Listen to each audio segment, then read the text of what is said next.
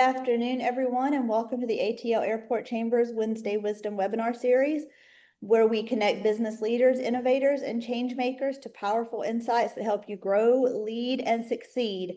Forgive me for not being on camera. I am victim to the Georgia season change. Just got into town yesterday. I'm Natasha Bowles-Hamer, Director of Program Management for the ATL Airport Chamber, and I'm thrilled to have you with us today for this high-energy session designed to help you ignite your sales and crush your goals as we head into the final quarter of the year. Our Wednesday Wisdom series is part of the Chamber's ongoing commitment to support business growth through education, collaboration, opportunity. Whether you're a small business owner, entrepreneur, or corporate leader, this platform is designed to give you actionable strategies that you can apply right away. And we are taking applications for our Wednesday Wisdom speakers for 2026. Today, we are excited to welcome Ceci Robinson, founder of Robinson Productions, a dynamic marketing strategist known for her ability to help businesses increase visibility and revenue without massive budgets. She'll be sharing zero-cost visibility tactics and practical tools to help you capture year-end traffic and finish 2025 strong. Before we get started, just a quick reminder, this session will be recorded and will be available to TAC members following today's presentation. We'll also leave time at the end for Q&A, so feel free to drop your questions in the chat as we go. With that, please help me welcome our speaker, Ceci Robinson. Hello. Thank you so much, Natasha. So I like to keep things very casual. I'm like to make it very fun and exciting as we go through today. And yeah, we're going to be going over how to ignite your goals, how to ignite your sales and crush your goals. But first, I want to learn a little bit about you all in the audience, especially since it's only a few of us. Let's make it a good time, right? So Dr. Tate, please tell me a little bit about what you do in your business. Well, I'm a naturopath, herbalist, lifestyle consultant. I specialize in natural approaches to good health. Diet, herbs, fasting, exercise, stress reduction, sleep deprivation. I kind of counsel people on changing their lifestyle, even if they're on medication, to prevent problems and improve their health. I also have some products on the market, but my biggest push is really one-on-one counseling with people and teaching classes, workshops, seminars, things like that, so that people can learn how to take control of their own health, especially the way things are changing now as far as healthcare and stuff. And I've been doing this for a couple of years now. I'm gonna be 74 next month. So I've been doing this for a good, half a century. Well, you are definitely in the right industry because you do not look it at all. Hey, listen, if I look all beat up, people be like, I'm not gonna go see Dr. Tate. Look at him. He can't take care of himself. No, you are definitely a walking billboard for your brand. And Mr. Moore, do you mind introducing yourself and your business?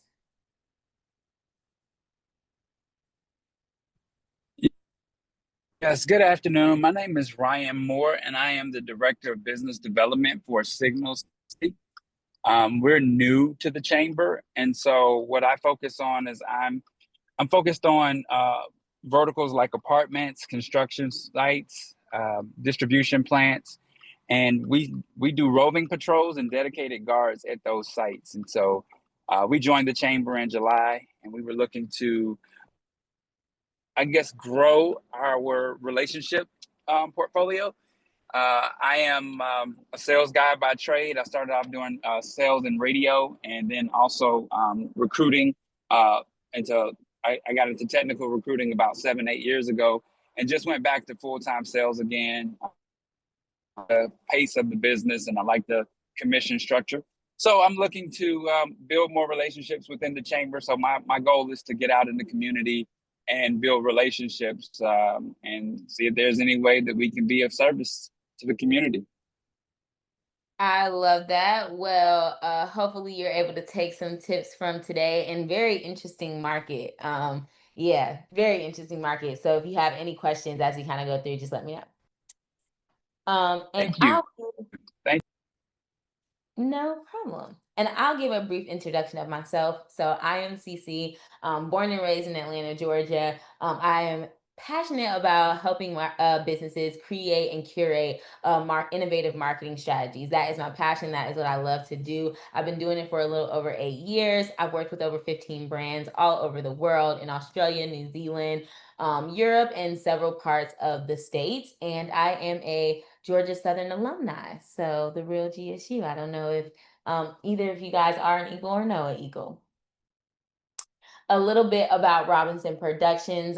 We are a full service marketing company that helps businesses, like I said, curate and execute your marketing strategy. Whether you're like, I have a full plan and I know what I want to do, I just need somebody to actually help me execute it. Or if you're like, hey, Cece, I don't know the first thing about marketing, please just help me get a foundation set, right? We kind of help A to Z. And even though my team is not with me right now, I always like to shout them out. So we do have Sky, who is our creative associate coordinator. She works with all of our retainer clients. And then we also have Antonuke, who is our CRM manager. We're going to talk about why CRMs are so important here in a second. And then we have Leba, who does all of our graphic design and editing, and she is a beast as well. So we are a small yet mighty team.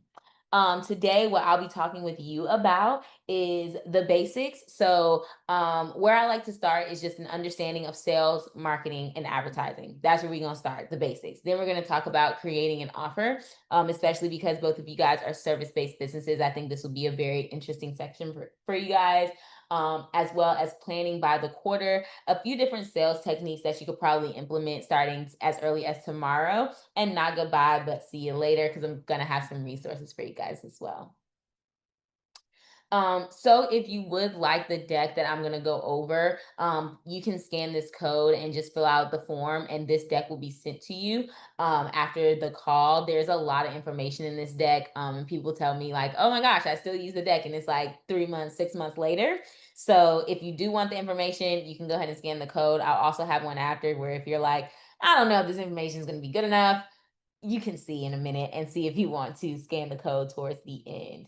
So we are going to go ahead and get into it. Let's talk about sales, marketing, and advertising. So oftentimes it's not that we are not good at marketing, it's that we don't understand how sales, marketing, and advertising work together. So let's kind of talk about it. Sales is the thoughtful process that guides your potential customer from contact to purchase. So, and it's something that can be done in a consistent and repetitive way. So, something that you can almost offboard to somebody else. It should be strategic and it should be a plan. You shouldn't just happenstance run into customers. That, of course, is going to happen in the nature of the business, but that's not how you create sustainable growth. And we want to create sustainable growth. Marketing is how businesses use communication and memorable experiences to draw the right people and keep them coming back. And then our advertisement is using several different types of media to increase your brand awareness. So I want you to think of it as a target. In the bullseye is sales. Outside of the bullseye is marketing, and then the way outer side is advertising. They have to get to advertising in order for you to market to them. And once they're in marketing, now you can send them through a sales funnel, right? You can't go from advertising to sales. Well, essentially you can, but that's not necessarily how the process works, right? You have to have advertising, you have to have marketing, you have to have sales. And we're not talking about happenstance, we're talking about scalable growth, right? Being able to predict the growth that you're having. So in order to be able to do that, you have to use all of these to work together. And I know I just said a lot of words, so I'm gonna make it really clear and simple. Advertising increases your audience. If you don't have anybody to sell to, if no one knows your name, no one's gonna buy from you. Right? You have to have people know who you are in order for them to even be able to buy from you. Then marketing is going to nurture that audience. You don't go on a date and then marry somebody the next day. I mean, they do have that show that's, I think, 90 Day Fiance or something of that nature. But on average, we don't tend to do that unless you're just madly in love. So you need to take your customers on that nurturing journey. And then your sales is going to turn your audience into a customer. So you want to make sure that you have these separated so that you really understand how these items work together. And I'll kind of stop here and see if you guys have any questions. I'll have a few of these slides embedded in the deck. So yeah, any questions on sales, marketing, and advertising? No, not at the moment. Thank you. Okay, now let's talk about the 3 tools that you need to make sales, marketing, and advertising successful. So the first thing that, and since we're targeting sales today, I'm really going to talk a lot about sales. So these are 3 tools to help you with sales. So the first thing that you're going to need is a CRM. If you don't know what a CRM is, it's a customer relationship management tool. Think of like Salesforce, HubSpot, Zoho, Klaviyo, Go High Level. There's several others, but you really do need a CRM as the foundation of your business. If you don't have a CRM, I would be questioning, are you running a business or an expensive hobby? Because how are you going to scale and grow these contacts that you don't have one source of truth to understand who they are, right? Knowing things like their birthday or how many kids they have or when is the first date that they purchased from you or it's been 3 months since they opened one of your emails. All of this information is important and you can't keep it in your head. You have to have it in some type of platform, preferably some type of platform that can actually help you leverage the data. So that is the first thing. The next thing is Google Workspace. Now, I know some people are Microsoft users to the day that they die. I prefer Google Workspace. I think it is an easier user customer experience. And I also feel like there are a lot of tools that it has and easy for you to deploy to a team. And then also you're going to need a plan. And we're going to talk about what that plan can include here in a second. So I want to give you a few resources. If you do not have a CRM tool, this is a tool called 15X. We have partnered with them to provide our audience with a efficient and a cost efficient and time efficient CRM tool for their business. So you can scan this link, get a demo with 15X. If you scan this link and go through the process, they will give you a 7-day trial so that you can test the site and see if it actually works for you. One of the things that I like about 15X is you can do so much in one, right? So you can do your invoicing, you can do your basic email and SMS marketing, you can create landing pages, you can create forms, you can create orders. There's so many things that you can do within the tool so that you don't have to add on so many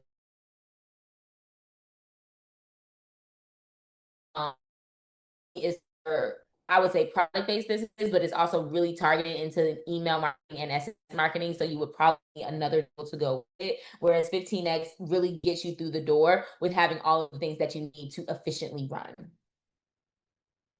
And Google Workspace. I'm not going to talk about Google Workspace too much because it's Google. We all know Google. But some of the ways that I like to use Google Workspace specifically in my sales processes is one, using email templates. So you can actually use email templates when you have the Gmail account, but you can also create calendars from there as well. So I have certain calendars that are on my Google Workspace, but if you have 15X, you can also use calendars there. So some of these tools do kind of coincide. It also has its own meeting link, which you guys probably already know. So we're not talking about tech today, but if you look at your tech stack and say, hey, where can I cut down on some of these items? Do I really need all these tools? If you have a CRM in Google Workspace, I promise you, probably over half of your tools you can end up cutting out of your tech stack and still be as efficient as before, probably even more efficient. Now, the next thing that we're going to talk about is the marketing plan. So this marketing plan really is something that I created to help business owners like yourself understand what exactly are we going to do for the next 30 days. Oftentimes when you think you have a marketing issue, it's not that you have a marketing issue. You probably, I would say maybe 6.5 times out of 10, you have a planning issue. You are not actually planning out strategically what you're doing for marketing. And that's why the marketing isn't working, because you're waking up today and saying, oh, I'm gonna post this and consider it marketing. You're waking up tomorrow and saying, okay, I'm gonna like go visit this business or I'm gonna go to this networking event, but you don't have any structure or strategy or even process to what are you doing before the networking event? What are you doing after the networking event? How are you following up with these people? Are you actually inputting them into your contact list? Do you have a newsletter that goes out every week or every month that's keeping this audience engaged? So having that plan really helps you not only understand what you're going to do, but also helps you think about, with capacity wise, which is something we really have to think about as small businesses, what do I have the capacity to do? So I'm going to talk through a little bit of the marketing plan here. If you click on or if you scan the code, you'll notice that there's a lot of examples and descriptions and tips and tricks on how to use the document. But the first thing that I want to mention is sales and lead generation is at the top because those are always going to be there. You can mess around with all of the other sectors, but sales and lead generation need to be your top focus. We are a business. So if we're not making sales, we're not in business. So sales needs to be our driving source of what type of marketing efforts are we going to do to help generate these sales. I also want you to think of it as a funnel. So in order for people to get into your funnel, they have to go through some type of marketing to like attract them. Again, you cannot go straight to sales, right? We always want to sell somebody, sell somebody, sell somebody. That's not necessarily the way to make scalable growth. The way to make scalable growth is to create customer journeys and really have these thought out processes that take your customer from point A to point B. So all of that to say, you want to keep your sales goals and your lead generation goals top of mind. And I gave some examples of what your sales goal could be, your sales goals could be, and your lead generation is how do you actually bring people into your world in order to actually sell them, right? Because if they're not in your world and they don't know you, again, that advertising piece, you can't actually sell to them. The rest of the marketing sectors, because we are small businesses, I like to say choose 1 to 3. Don't go more than 3 because you're not going to have the capacity to complete all of that. And so some of this comes into leadership and operations management as well as marketing and sales, right? If you create these grand goals that you don't actually have the bandwidth, the labor, the time, the resources to push, you're not going to achieve them. So you just want to make sure that you're keeping your goals. You want to make them grand, right? Because we want to achieve grand things, but you also want to make them realistic so that you're actually able to achieve them. The reason why we have advertisement as a part of one of the marketing sectors that you can choose from, because I know that's kind of tricky and I get that question often, is because advertisement is something that you do need budget for. There are some things that you can skate by and have a zero budget for. Advertisement is not one of them. You're going to need a budget in order to advertise to a new audience. So I always say that that's something that you want to be able to include when you have the budget for it and know what your budget is. There's a column, I think right after KPIs, that is budget. So you can actually determine what your budget is going to be so that you make sure that you're using it wisely. Advertisement could be anything, as Mr. Moore mentioned earlier, radio ads. Advertisement could be social media ads. Advertisement could be platform ads. So like a Nextdoor, a YouTube, a Paramount Plus. Advertisement could be sponsoring events that your target audience is at. The one thing I want you to think about when it comes to advertisement, because it can get expensive, is making sure you're advertising in spaces where your audience is. Excuse me. Sorry, just need to get a little sip there. If you are a medical coach and you are sponsoring an event that is burgers and fries or a hot dog eating contest, that you may not necessarily see your ROI because that's not where your audience is, versus if you were to have an advertisement or sponsor a wellness retreat event, right? So understanding who your target audience is, who your buyer's persona is very important as well. That's not really something I go over in this deck today, but if you have any questions on your buyer persona or target audience, please feel free to ask. I think we have one of those Q&A slides coming up here in a second. I was right. So any questions on the marketing plan, CRMs, Google Workspace, or anything of that nature? Quiet group today. Is what I'm saying making sense? Are we just taking it in? Yes, it makes sense. Yes, I have a question. Yeah. So I use Apollo for my CRM. And one of the things I really want to be able to track is the open rate on emails. And I can't do that without the like $100 a month version that we don't really want to invest into right now. Can you track emails with 15x? Yes, you can. So you can track your deliverability rate, you can track opens, you can even see who clicked. Okay. in certain links and what links they clicked on. I'm very familiar with Apollo, and I don't necessarily think it's one of the stronger CRM tools. I more Oh, use good to know. Yeah, I more use it for lead generation.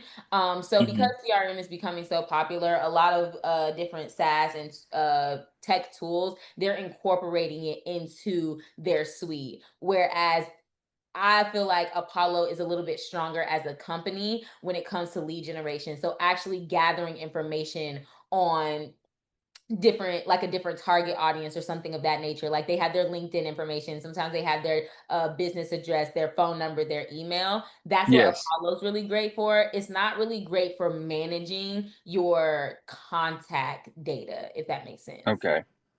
Okay. Yeah, it does make sense. I was just hoping that because, you know, the leads are there and you can sequence them from just a click of a button, that it would be better to, you know, it'd be is equally easy to track my information. I paid for the version before, but that was with another company when I was with a bigger software tech sales company. And one of the things I'll also say is like the reason why Apollo has that, and one of the reasons why you're coming into that issue is because Apollo really is like a lead generation tool. So they want you to be able to email leads. But when you have a CRM system and you're emailing people on like a weekly, monthly basis, you are supposed to have some type of opt-in from them in order to send them multiple communications. So one of the ways that this is probably going to sound controversial, but one of the ways that Apollo kind of skates through that is by not making it a true CRM where you can actually do all of those features, right? It's a lead generation tool. So essentially, you're supposed to reach out to those leads on Apollo. And then once you have an opt in from them, you can actually add them to your CRM, or adding them to your CRM and putting them in an automation where they are opting in first. Because if you're emailing people on a weekly or monthly basis without their permission, you technically are breaking can spam laws. So that's kind of why Apollo has it like that. If you do it once or twice, you're not really breaking can spam laws. But once you start hitting to like you're hitting them bi-monthly or monthly or weekly, that's when you can really hurt your domain that way as well. Okay. All right. Thank you for letting me know.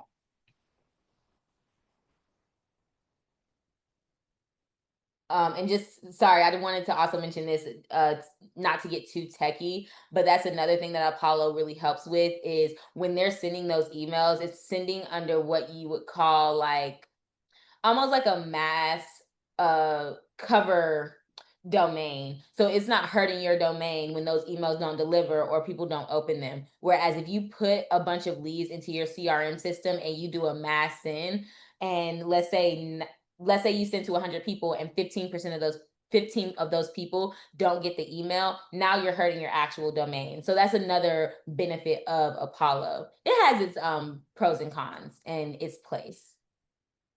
Okay. So 15X, do they have a starter plan?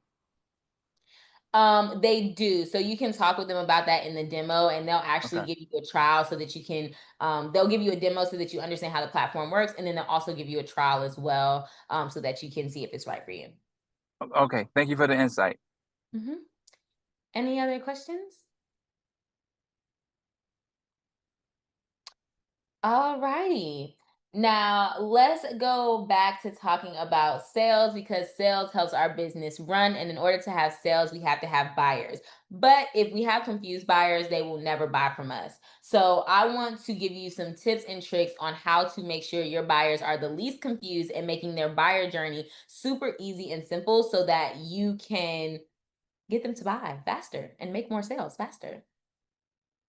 So I want to talk to my service-based businesses for a second here, because with product, this comes a little bit more simpler. But what I want to talk about is creating your offer. So oftentimes it's not that we're not good salespeople. It's not that people don't like us. It's not even that we don't have a great tool. It's usually that people don't understand what they're buying from us, and so they tend not to buy. The easiest way to mitigate this for service-based businesses is to create offers. So for example, if I just say, oh, I sell marketing services, you're going to look at me and say, what is that? What does that mean? What does that come with?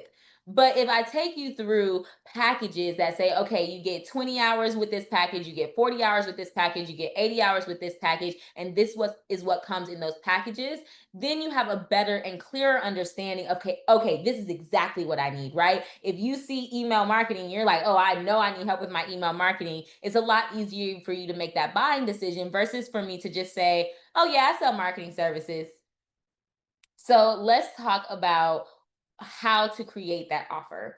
So the first thing that you're going to do is you're going to name your offer. Now, when you are creating offers, especially as a small business, depending on how large your team is, you want to create 1 to 3 offers. The more offers you have, the more resources and capacity you have to support those sales processes. So one of the things to think about is it's not the quantity, it's the quality, right? If you have one good offer and you put all of your energy in selling that one good offer, you can make way more money than if you have 5 offers that you don't have the capacity, the resources, the tools, or the time to actually push. So that's something to think about. When you're thinking of your offer. And I don't know about y'all, but I'm a creative entrepreneur as well. I'm a creative and an entrepreneur as well. So I know it's super difficult for us to kind of focus. Offers help you focus. It helps you hone in on, this is what I'm selling. These are the 1 to 3 items that I'm selling. If you feel like you're an expert and you want to have multiple offers outside of 3, knock yourself out. Just make sure you have the capacity for that.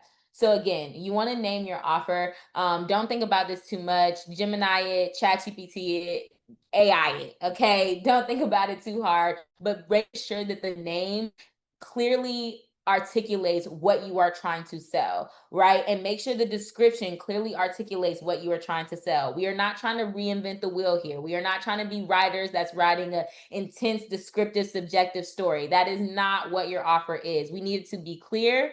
We need it to be concise. I want you to think about a few things. One, the average attention span is 7 seconds, and that was over 5 years ago, so it may be shorter now. So that means that people are not taking the time to read everything and understand what you're trying to sell them. They're trying to get the raw and the dirty very quickly, especially entrepreneurs, because they are fast paced, or really if you're a B2B business, any B2B business, the person that is consuming, they are moving very fast. The second thing is the average reading level is a 3rd grade reading level, and that is across the nation. So if you want to be a writer and be New York Times bestseller, this is not the time to do that, because you want to make sure, again, it's clear, everyone can read it, and it's quick to understand. A confused buyer never buys. So we want to make it clear, crystal clear. The next thing you want to do is define what's included. So this can be a little difficult for service-based businesses, but why this is important, one, it's important for you so that you actually understand the cost of the service that you are providing. You can actually sit down and understand, okay, if I'm going to offer all of this, what does the price actually need to be so that I can sustain all of the services that I'm actually offering? But also it creates guardrails for you and your clients. Service-based can be arbitrary sometimes. So having clear descriptions of what's included in your services, whether that's tech, whether you're in the tech industry, or whether you're doing that by whether you're in the tech industry, the any service-based industry, really, that's where you want to just make sure that the description really goes into a little bit more detail.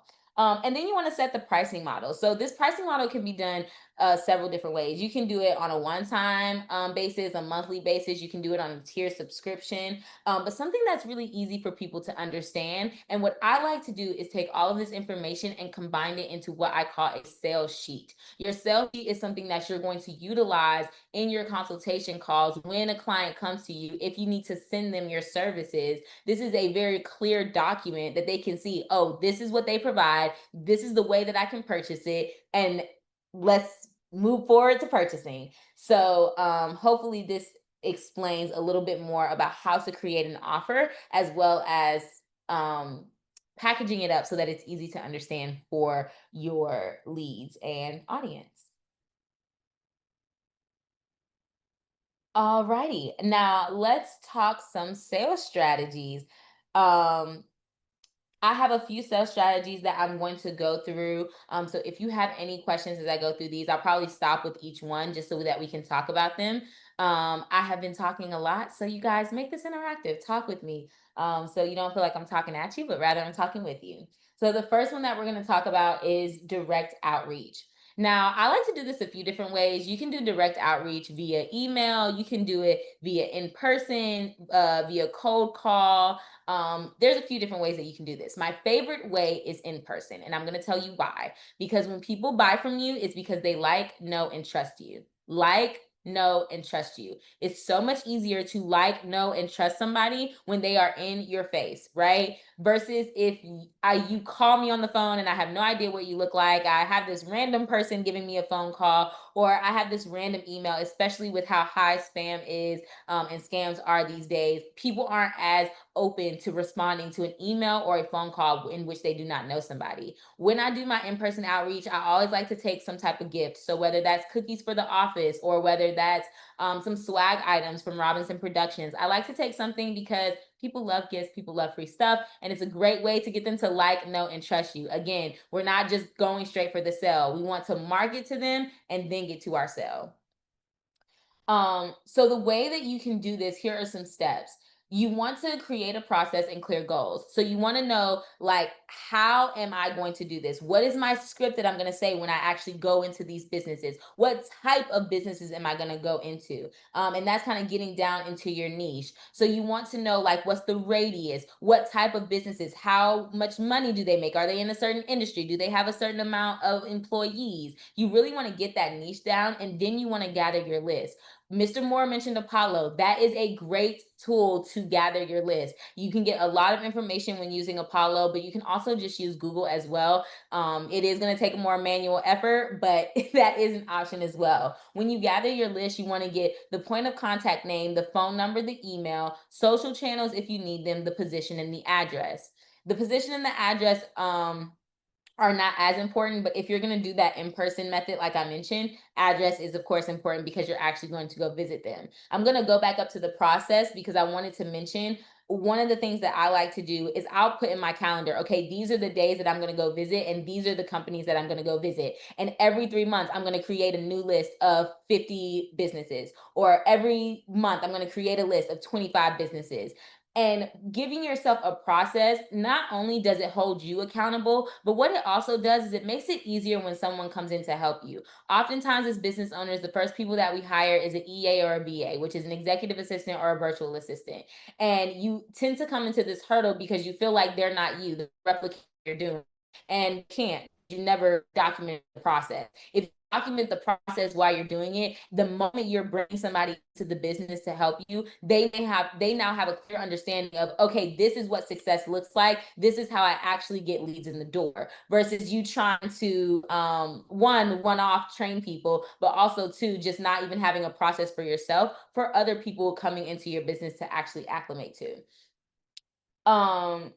Research your list. This is very important. Don't just go into the business and not know what they do, or not know the manager's name, or this is a very personal experience, you guys. Sales is a people sport. Like, know, and trust you, right? It's a people sport. It's evoking emotion.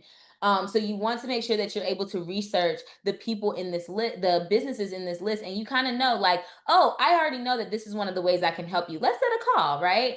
And then start your outreach. One of the tips that I like to do, especially when I'm doing in person, and I'm speaking on in person a lot because that's just, I really do feel like that's one of the best ways to do it. It is the most expensive, most time consuming, but it also has some of the highest conversion rate, which is something you want to think about. But when you do your outreach, sorry guys, I lost my train of thought. But when you do your outreach, I like to ask for a consultation while I'm in the room with them, right? So when I go in and I give them the gift, I talk to them a little bit from the research that I've done, kind of get their pain points, understand what they're going through. And then I just, ask, hi, I would love to, talk to you a little bit more deeper about this. Would love to schedule a call with you, because this helps you shorten the sales cycle. When you can just get somebody to do an action in person, you're going to have much better conversion rates versus if you try to get them to do it via follow-up email. Not saying that no one's going to respond to a follow-up email. I'm saying you want to look at conversion rates, which is another reason why creating a process is so important, because you can start to see, oh, okay, when I say this, I close the deal more. Or when I don't say this piece, I don't close the deal, right? You want to be able to track the data that you're gathering throughout this process so that you're able to reiterate on it in the future. And I know I kind of bounced around a lot for direct outreach, but there was a lot I wanted to cover there. Before we go into the next one, any questions on direct outreach? No? Oh,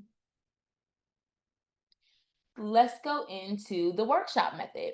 So this is a method that you guys have probably seen quite often. I like to say in parentheses with ads, because I feel like the best way that this tactic works is when you have ads. So the first thing that you're going to do is create an irresistible workshop within your niche. So what is something that you can help people with? What are action items that when people leave your webinar, when people leave your workshop, they're like, oh, I already know what I'm going to do next. This is the next step I'm going to take. You want people to be excited after they talk to you, right? The next thing that you're going to do is create a promotion plan. So this is a workshop method is something that you probably want to do once a month or once a quarter. So I like to keep the promotion plan short of 2 weeks. You want to make sure you're sending out emails and SMS to your target audience. You're going to need your CRM for that. And then you also want to make sure you're doing organic social. Now, we're not going to dive into the details of social today, but you want to make sure that you're using a social platform that works for your business. So if you're a B2C business, you may want to look at Instagram, Facebook, or TikTok. If you're a B2B business, you may want to look at LinkedIn. Reddit is also a good tool to use. Then you want to make sure that you are running ads, because with this particular sales tactic, you really are going to be leveraging um the audience from the ads, right? So if you're doing a workshop and no one knows who you are and no one knows you're doing the workshop and your contact list is like sub 500, you're probably not going to get that many people in your workshop. But with ads, now you can push your workshop out to people that don't know you, right? So now you're increasing how many people can actually come to your workshop. And that's why I put with ads in parentheses, because this tactic works the best with ads. The next thing you want to do is set up the sale. So not only are you going to give great information in the workshop, but I know some of you guys are missing the sale in your workshop. You're talking to people, you're giving them all the good information, you're giving them all the good sauce, and then at the end you have nothing to sell them. That's not making you any money. That's when you want to get people when they're excited, when they're like, oh, this was such great information. That's when you want to actually be able to sell them on what your service or your product is. And then also making sure that you're following up. So making sure that you're putting the people that come from your that come to your workshop into your contact list. Make sure you send them a follow-up email and SMS. And then maybe even reaching out via phone call. One of the tactics that I like to do, because I like to be very strategic with this, is I'll send a follow-up email and then I'll take that open rate and I'll look at everyone that opened the email and I'll send them a follow-up call. That's a great way to do a follow-up to a workshop. When you think of sales, don't think about one and done, because it's really a process. It's multiple steps to get people to purchase from you. The stat is usually it takes people 7 times to interact with the business before they can purchase from you. So if you don't have 7 steps in your sales process, you're probably not capturing as many leads as you could and turning them into customers. Any questions on the workshop method?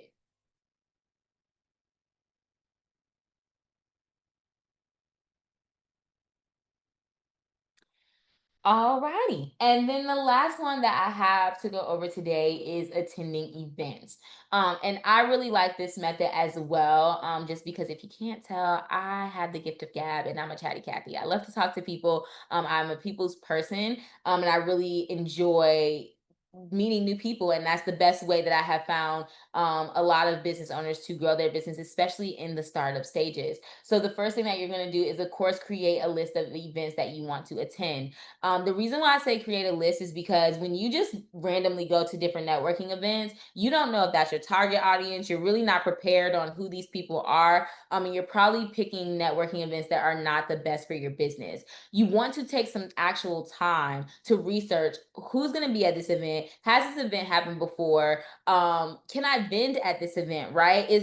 Think about all of these things as you determine what events are worth your time, because you always want to think about the ROI on the task that you're doing, especially when you're doing something as time intensive as attending events. You want to make sure that you have a return on your investment. So picking the right events is really the first step to making sure that the investment and event is a success.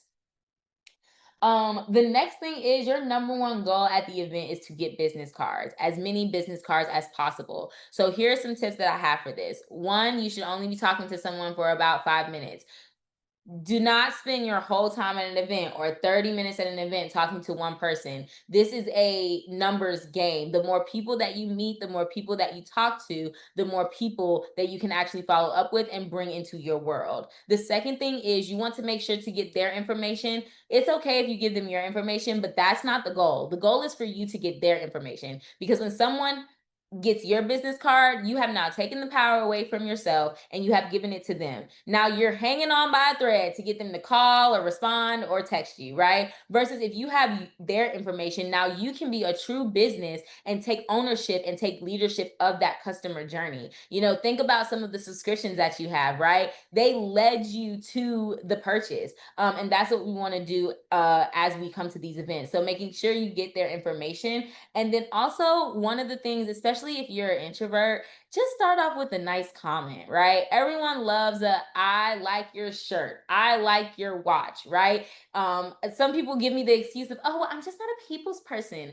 That's not going to make you any money, y'all. You got to get out there. You got to talk to people. People have to know who you are in order to buy from you. So one of the ways to kind of get over that fear of talking to new people is going in and just giving them a compliment and kind of opening up that conversation and opening up the floor in that way. The next thing is making sure that you do follow-ups. So when you're at events, you are meeting several people, and people usually don't remember everybody that they met. So that's why you send a follow-up email. Can't tell you how many people I've met in events and how many people actually sent a follow-up email. I send a follow-up email almost every single time, probably every single time I go to an event, because that's where your value is. Another thing that you can do along with the follow-up emails is you can try to book consultation calls at the event, right? So if you are talking to someone and you see the conversation going longer than 5 minutes, you could say, hey, I would love to get some time on the calendar so that we can follow up with this conversation. And that way you can take them through your official sales process. When you follow up via email, I like to say follow up at least 1 to 2 days after your event. The shorter the time frame, the better. If you can follow up within 24 hours, that is always preferred. And then if people didn't respond the first time, you can go ahead and give them a follow-up again in 3 days and give them another follow-up again in a week. Again, it takes 7 touch points to get someone to buy on average. So that one follow-up is not going to be enough. You want to create a system and a process that allows you to do this over and over and over again. This is where 15X comes in handy, because you can actually create automations where you just drop people in the automation and you don't touch it after that. In 1 day, it sends them this email. In 2 days, it sends them this email. In a week, it sends them the next email. And you don't have to actually manually create those emails and send them every time. So that's another reason why CRMs are a really powerful tool as you are building out these sales process. Any questions? I know a lot of CRMs are very robust, and there's just so many out there, and then there's so many out there that you have to piece together with other things. So if someone is just getting started with a CRM and just kind of figuring out how to integrate that into their business, do you have a recommendation? I do. Let's go here. So 15X is the partner that we have. If you are a service-based business, this is definitely the tool that I would suggest, because there's just so much that you can do with the tool that you really don't need a lot of those other tools to kind of merge in with this one. If you are a product-based business, I would probably suggest Klaviyo. We're also a partner with them as well. Klaviyo is just better for those e-commerce products-based businesses because it tends to have a better integration with Shopify, which a lot of product-based businesses use. So that's just one option for both. A lot of people tend to go to HubSpot, but one of the things that I've noticed, especially because I've actually deployed CRMs in large companies and small companies, if you are a smaller company, you are probably overpaying if you are using HubSpot. You do not have the bandwidth and the capacity to actually leverage all of the features that HubSpot is giving you. And it can be quite pricey. So even though HubSpot is a great brand name and people tend to know the name, if you don't have like an actual sales team to support the sales initiatives, HubSpot is not necessarily the best tool for smaller businesses. Great question. Any other questions? And do these two systems integrate well with like an accounting system, or do they act as, I know like HoneyBooks is a CRM that also kind of acts as an accounting system. Do they act like that, or can you invoice from there, or do you need to integrate with that? And what do you recommend to do that? Yeah, so 15X does integrate with QuickBooks. I am not sure if it integrates with HoneyBook. That's if you schedule a demo, I'm sure they can answer that question for you in your demo call. As for Clavio, I don't think again, Clavio is more for product-based businesses, and product-based businesses tend to not do invoices. They have like orders, just to get a little bit more on the technical terms. So they don't have a platform that directly integrates from my knowledge, but 15X does.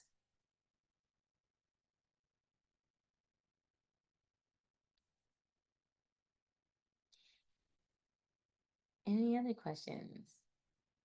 I want to hear how you guys are going to implement some of this in your business. Did anybody get any ideas of what they can do for next steps? I'm definitely going to check out 15X because in my personal business, not my role through the chamber, but in my personal business, because I work so many hours for the chamber, I do need to start automating some stuff. And the whole physician heal thyself thing. As a business strategist, I often have a hard time implementing the things that I recommend for people. So I think I'm making 2026 the year of implementation for myself. Yes, and don't wait till 2026. Start today, start tomorrow, right? Truth. Yes, prepare yourself. Give yourself some runway for 2026. I always like to say the work that you do is like planting a seed. So what you plant in this quarter, you'll probably weep next quarter. So if you're planting in Q1, then you're probably not going to weep till Q2. Good advice. I like what you said about the workshops because I do a lot of workshops. My thing that I was lacking in is getting more people to be aware of the type of workshops that I do because I told you earlier, I deal with health and wellness and disease reversal and prevention and anti-aging kind of process. So like when you're talking about my target audience is anybody who's breathing that is concerned about their health. And you gave some good ideas on things that I have not been doing or I need to look at doing more to make more people aware of what I do and what I have to offer as far as training when it's dealing with how to take care of your health. Because one of the things I found is that a lot of my patients who are business people, their health is declining because they're focused on their business, but not enough on taking care of their health. And when they become successful, now they got high blood pressure, cholesterol, bunch of other kind of things. So I'm trying to increase this coming year more of these kinds of things to show people what they need to do to take care of their health. I'm good at what I do is teaching. I'm okay when it comes to making sure people are aware of it. And that's something I need to tighten up even more. Yeah, and I think one of the ways that you can tighten up your brand awareness, I know you said that your target audience is everybody, but I would so challenge that. I know Because you. I know you would when I said that. if you're trying to target everybody, essentially you're not talking to anyone. Versus if you're trying to target a subset of people, people will fall in line if they feel like they're heard, right? But what happens is if we don't have a target audience that we're talking to, we tend to create this generic voice for our business that doesn't resonate with anybody, right? So some of the things that I would look at is, where do people that care about their health go? Because it's going to be a lot easier for you to sell somebody on a health service that cares about their health versus someone that doesn't. So maybe looking at different gyms in your area, looking at different dentists in your area, because that's like an adjacent, that's not your necessarily your body health, but that's your mouth health. Or maybe even looking at your Whole Foods and your Sprouts area, right? Because usually people that are going to those grocery stores really care about the food that they're putting in their body and tend to care about their health. Yeah, I like it. But It's interesting you say that, when 90% of my patients are people who are not into health. They're just in crises. They're just ill, and they've gone through all kind of medications and stuff. And then I end up seeing them because they're not getting better. My avenue, when it's people like at Whole Foods and Sprouts and stuff like that, that I've tried. I don't get the kind of response that I get when I'm dealing with arenas that people are not aware that they have alternatives to deal with their health. And that's where I get most of my people when I'm doing patients and when I'm doing workshops. So I might need to focus more on that and not even consider the people who are already trying to deal with their health, because my responses are more people that they're desperate, they're concerned, they got all kind of issues, and they're looking for some other kind of alternatives or something to blend with their medical treatments. And I think in you telling me what your target audience is not, you told me what it is. It is people that have, It sounds nice. yeah, no, seriously, it is that subset of people that have just had a health scare and they are desperately looking for another alternative to better their health. That is a subset, right? Now we probably have to go a little deeper to find out who those people are, where those people gallivant, for like a lack of better terms, so that you understand where to actually advertise and where to meet these people. But I do think you have that first step of who the actual audience is. If most of your clientele comes from people having a health scare and coming to you as almost a sense of last resort, that's Well, the that's target true. audience. They're true. They do come to me as the last resort. Bag full of vitamins, bag full of medication, and it would just help me kind of look on their face. Yeah, and I definitely think that that's the audience. So I would then spend some time drilling down on, like, okay, where can I find this audience? How can I connect with this audience? Okay, I understand. I understand what you're saying. I understand. I'm gonna check though. I like it. What did anybody else take away? Someone the Um, other day that was like, who is your audience? And I'm like, well, we're a chamber, so anyone with a business. So it is kind of hard to really nail down, especially when you do a service-based business or consulting, what your target audience really is, because there's so many different ways that you can help so many different people. Hey, Ceci, this is Ryan. Oh, hi, I'm sorry. Were you about to respond? go ahead. Okay. Yeah, my takeaway is I have a personal business where I have offers already created, and I send out offers maybe daily through social media and email marketing. And I guess my takeaway is I never really considered to try to do the same with the company I work for. I think talking to the president of the company and saying, hey, we need an offer that we can send out in an email, give it a catchy name, and see what happens, even though we're still giving them the same service and the same opportunities that come in the contract, but just presenting it in a different way and calling it something that they can get behind. Because again, I deal with a bunch of property managers from different verticals who really don't have the time to look at emails or entertain vendors all that much. I get up every day and I go to a different locations, and I walk in the door and I introduce myself, and it's like, they know they know I am there, but I don't really set myself apart unless I'm bringing donuts or I'm bringing them a gift of some sort. So I've made items for them, and I've made trips to get them donuts and things like that when they have a busy day. but it hasn't really translated to much other than, a kind of empty thank you. So I'll try making offers and getting that in front of them as well. Yeah, and I would also maybe suggest, are you asking for the consultation call when you're doing the visit? I'm pretty much going in and doing that as I'm there. I said, while I'm here, I'm just going to go ahead and give you a free assessment of your security on the property. And then if you like, I can send you a quote afterwards. And they usually say, yeah, you go ahead and send me the quote. But then after that, they don't respond via email. I just kind of come back 2 weeks later and check in, or not a week, 2 weeks, but maybe 2 days later to check in to see if they received the email. They say they haven't had a chance to look at it. I'll come back a week later. Or what I also do is I also go to higher ups. I go to the regional managers, I go to the vice president of operations, and I speak to them, and then I trickle down. And once I get a chance to have a good conversation with one of them, I CC their property managers on the email, and it usually gets a response from there. Okay, and do you know what your conversion rate is? Like how many out of, like, let's say you visit 10 different locations, maybe 2 of them will sign or 3 of them will sign. It's more like every 50, 1 out of every 50 will sign. Okay. So I really like conversion rates because they help me understand how to refine what I'm doing. So one of the things, there could be a few issues. Of course, I have like a very 5-minute breakdown of what is going on, but here are some of the things that I would suggest.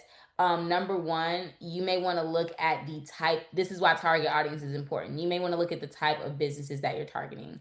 Maybe they don't have the budget, maybe they don't have the need, maybe they don't have the want. And what do they have in common so that you know not to go to those people, right? Yeah. Not to say that they wouldn't sign, but the data is telling you that this subset of people that you are going after don't necessarily want the service that you're providing. So how do you look at a different market? I will also probably say, I know with the construction industry, I've done some work in the construction industry in the past. They're very dated. So emails, not really the best way to get in Yeah, contact exactly. with them. Like they're very more on like the tech side, the phone call side, even having like a physical document so that they can read it and be able to pass it around to the different people on their team can sometimes be a little bit more effective, even though we don't think that in our tech heavy world, but that's just kind of how that industry operates. Yeah. Those are definitely 2 things that I would look at. And then I'll also Yeah. look at how you're phrasing the offer, right? There could be certain language that you're using to not make the offer feel irresistible. Do you Well, have, I'm sorry. Go ahead. I was going to say, Cece, do you do like a consultation with people to kind of go over this in a little bit more detail with them that you might could share before we close out today? I do, because I wouldn't be right if I'm telling you guys all about sales and not actually pitching my sale. Thank you, Natasha. So if you guys want this deck, you can go ahead and scan this link and I will send over the deck so that you have all of the information. Thank you so much, Cece, for sharing those incredible insights and actionable strategies with us today. And thank you to everyone who joined us for this session of Wednesday Wisdom. We hope you're leaving feeling inspired, equipped, and ready to take yourselves to the next level as you close out your year strong. If you would like to revisit today's discussion, the webinar replay will be available exclusively for TAC members and people that registered. And if you aren't a member, we'd love to have you join our growing community of professionals, entrepreneurs, and advocates driving success across the airport region. You can visit airportchamber.com to learn more about membership levels and upcoming events, or you are more than welcome to email me, Natasha, at airportchamber.com, and I will get you in on our $125 trial year. And don't forget to join us tomorrow evening for landing at 6 at the Kempton Overland Hotel from 6 to 8:30 p.m. It's going to be a great evening of connection and community. And on behalf of the Airport Chamber, thank you again for spending your lunch hour with us. Until then, keep soaring higher, and we'll see you next Wednesday.